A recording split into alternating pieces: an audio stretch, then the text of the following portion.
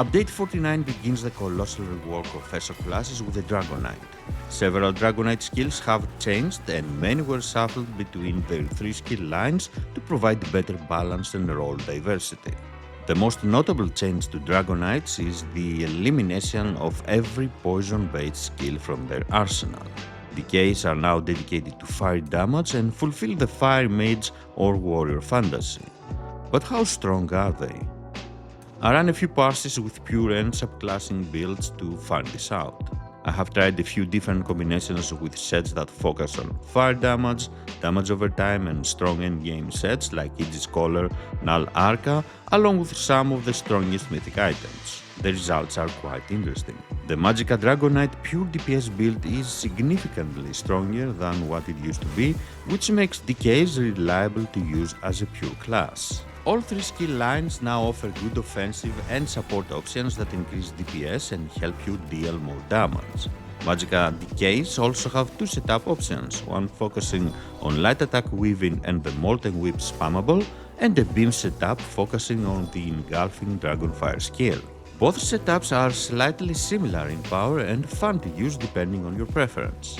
However, this is still the first week of the BTS and things will probably change.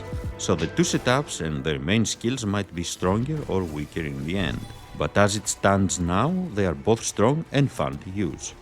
My early DPS results with the light attack weaving setup using Harpooner's Mythic, Null Arca and Aegis Scholar were close to 114k, while my beam setup with Null Arca, Velothi and Tideborn Wildstalker were around 112k, both pretty close and viable for group content.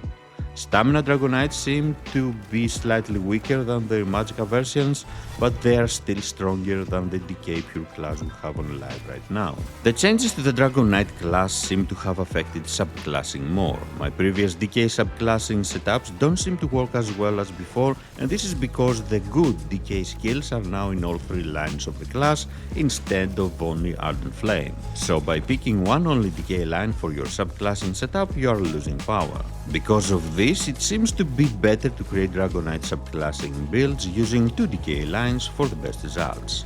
Ardent Flame remains the top option since it still has most of the best offensive skills, while Earthen Heart is a great second line to pick. Draconic Power seems to be good for subclassing builds only if you wish to use the engulfing Dragonfire Beam. Overall, the Decay rework has produced nice results for the class so far by making pure class builds stronger and more fun to play. The visual changes have contributed to this as well with beautiful and more interesting effects. Have you tried Dragonknight in the BTS? What do you think of the rework? Are you planning to play a pure class Decay once the update is live or stick to your subclassing builds? Thank you for joining me. Don't forget to leave a like, comment and subscribe for more builds and guides. Have a great day.